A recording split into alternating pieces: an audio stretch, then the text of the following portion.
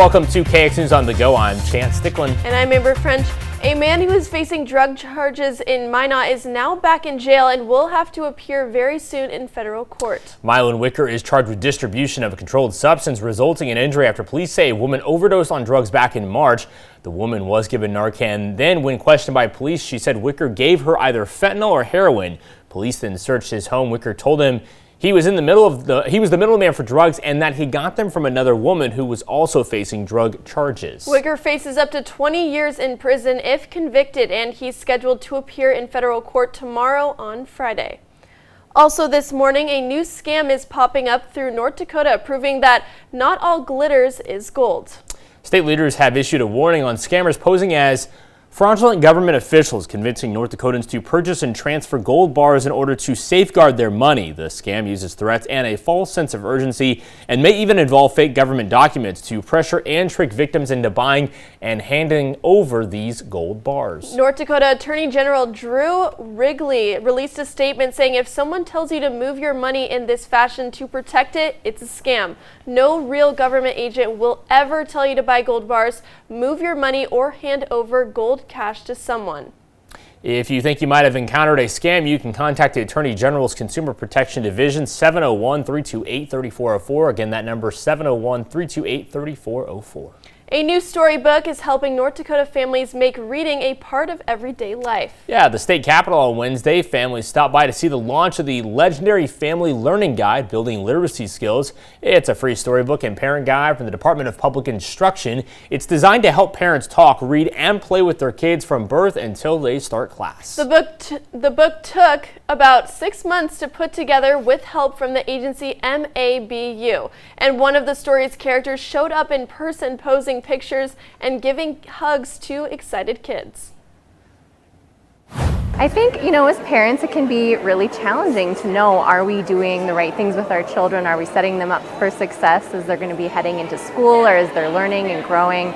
And the book just offers really easy, practical tips that parents can use as part of their everyday routines to help their children build literacy skills. You don't have to be a professional educator. You don't have to be an expert in childhood to be your child's first teacher. If you'd like a copy, check with your local library or early childhood program. Good morning, Andre. And good morning to you too, Chance and Amber. And it looks like it's been quite a wet scene here across our viewing area this morning. As we look at our current KXCAM network, the rain is continuing to fall here in the capital city, also here in the Magic City as well. And even Harvey is getting on the action this morning too. And Williston is also seeing some of that lighter rainfall as well. And temperatures are mainly in the 40s at this time too. Now looking ahead, folks, we're going to continue to see those rain chances around here, and also the seasonal temperatures will start to continue to invade our viewing area, and those fall conditions will persist as we progress along the line here. Now, looking at our current storm team radar right now, it is quite an active scene this morning here in the Magic City, seeing some of that light to moderate rainfall here in the capital city. We're also seeing some embedded thunderstorms at this time, where we're going to dive in a little deeper, shall we, where places like the capital city into around Saline, into around Wing, we are seeing this line continue to move its way towards the north and the east over time. Locally heavy rainfall is quite possible in this area, so again, make sure you're being careful this morning.